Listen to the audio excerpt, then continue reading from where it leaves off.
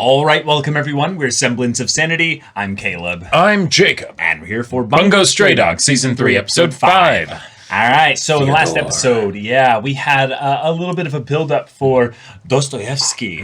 Just his dad. His criminal punishment that he doles out. That's right. On the Port Mafia. For the most part, without even using his abilities.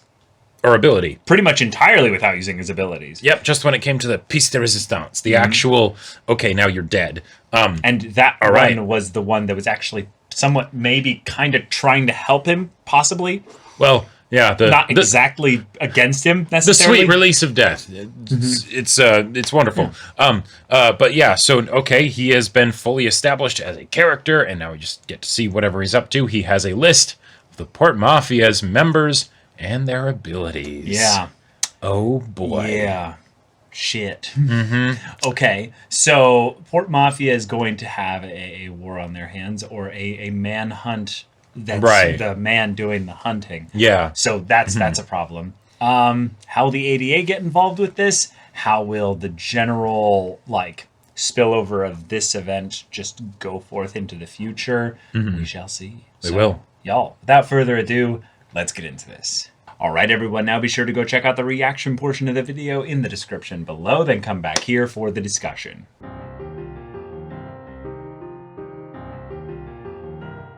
Oh, well, wow. That was a hilarious episode. Really funny. That was wonderful. Really campy, really goofy. It played in a lot to the style of the show. Yes. And we got a really fun, just goofy look at what the ADA does now that the guild has been taken care of. But what kind of developments and consequences have happened in the meantime? Because, well, the story focus that's been happening after the guild's been defeated has been a lot of stuff that's been either adjacent or just prequel stuff. Not even really, tied in the forward time progression. You know? Yeah, so, and with the way that this show is, right? With all the seriousness and crazy antics and powers and battles and, mob war and all that stuff that happens, having just something as simple as, okay, well, we need to do a thing, and the other person needs to do a thing, and they both end up realizing, running into the same person with very different but similar kind of, contexts for it. Indeed. I am a big fan of the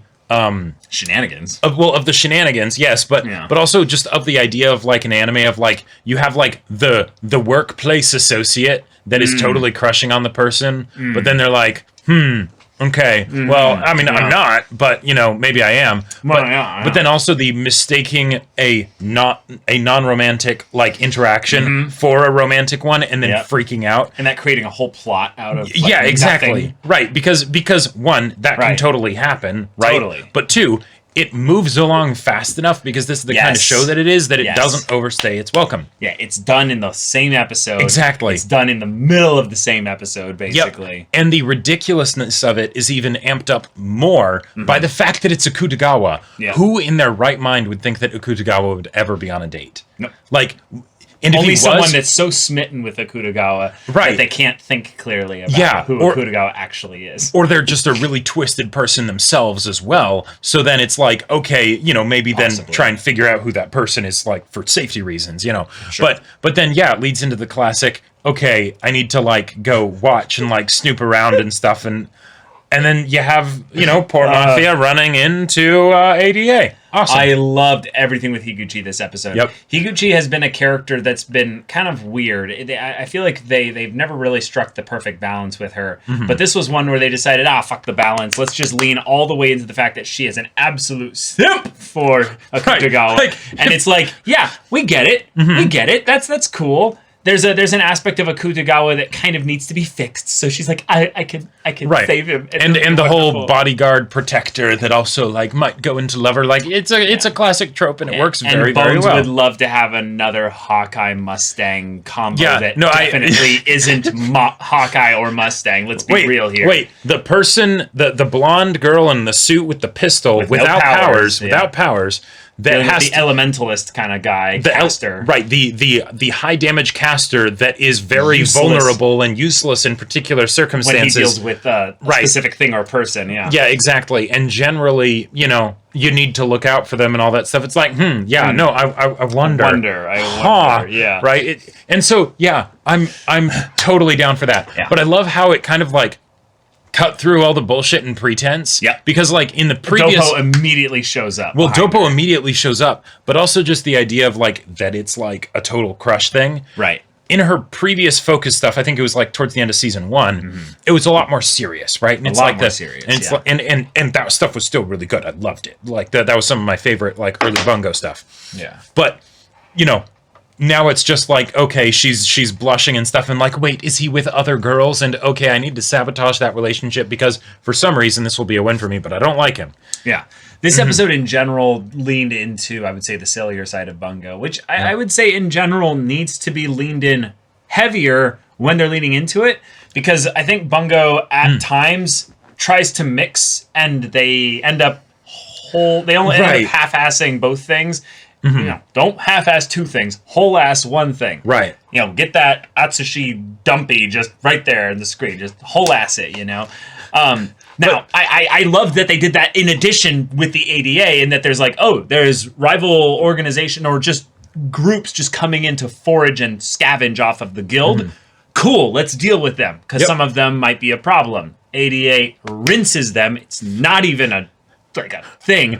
We got the full-on JoJo villain who's there being like, there's no way they could get through all this stuff. How awesome this place is. God, I'm so glad they didn't have the episode focus on that, because the more that guy kept talking, the more I was like, God, fuck, damn it. I do not want to have the episode focus on how they systematically, slowly... No, it's just, they're already there, right? It's just, because of course. And that's something, because like when I usually have issues with Bungo, it's one of two things. It's either because something will take too long with like the comedy or the seriousness or whatever, right? Yep.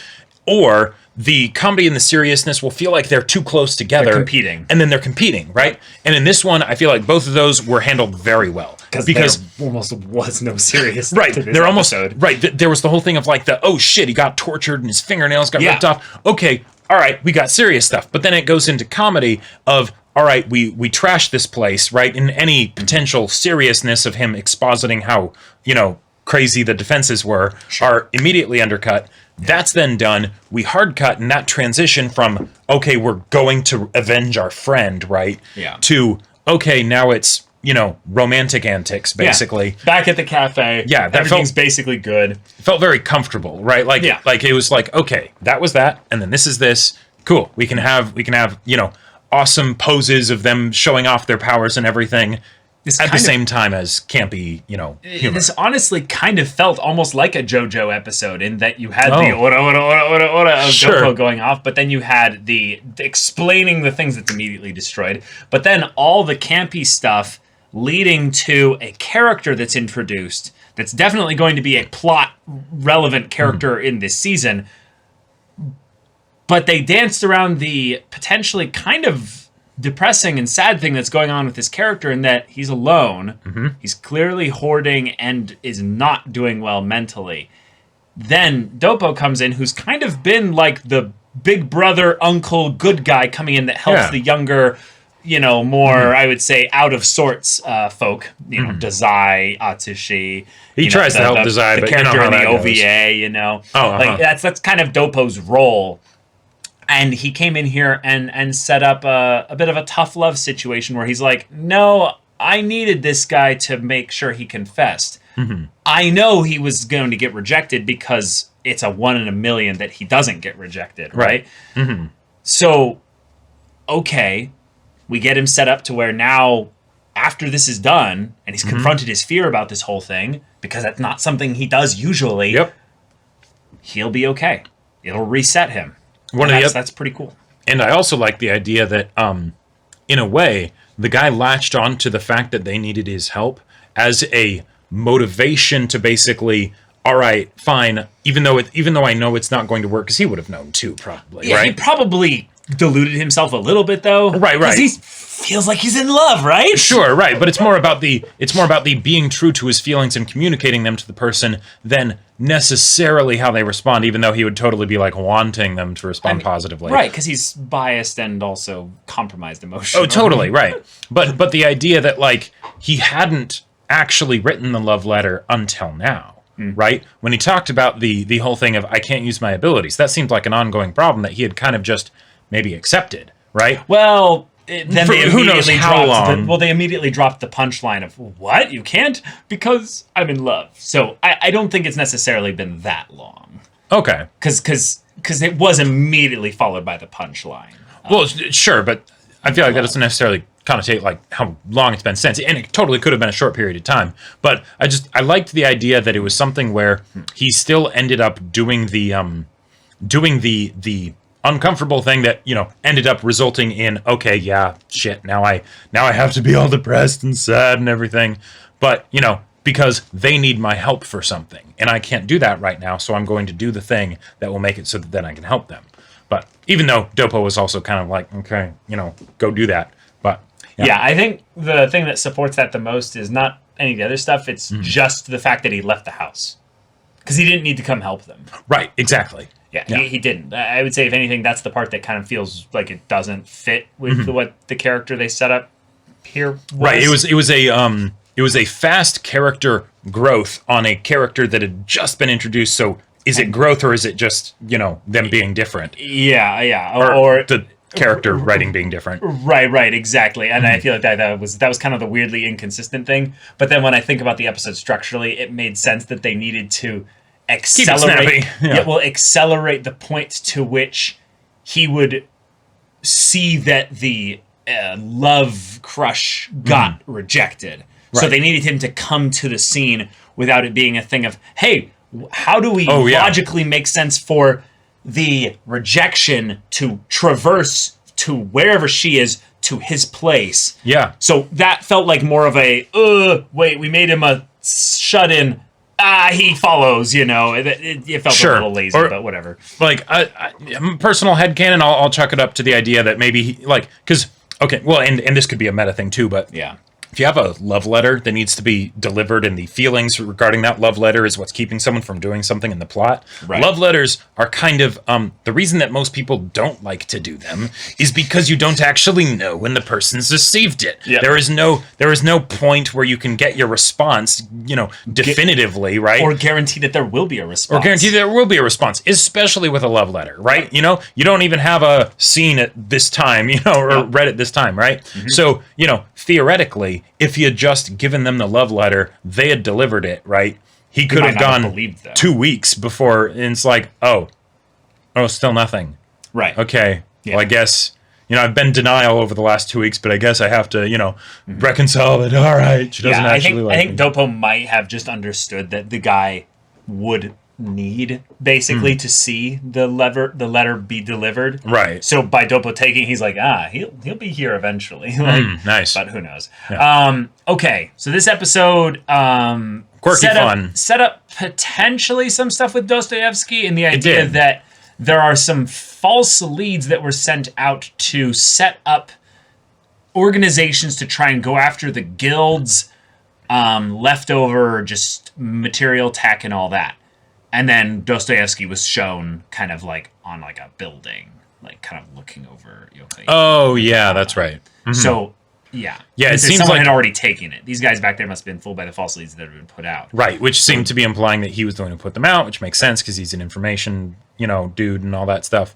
Well, right, but the idea that is Dazai already potentially formulating a bit of a hypothesis that Dostoevsky is here because he's dealt with Dostoevsky in the past? That's one of the things I'm kind of curious about, because he's dealt with Dostoevsky in the past, and at the end of season 2, if I recall correctly, there was a point where Dazai talked about Dostoevsky. It wasn't just that he was shown in the series, but he was like, oh yeah, this dude is really crazy dangerous. Yeah, he said he's extremely dangerous, or one of the most dangerous people I know. Mm-hmm. And I dealt with him a bit in the past, and then that was obviously the lead in for the movie. Exactly. But yeah, the rat symbol, that's him.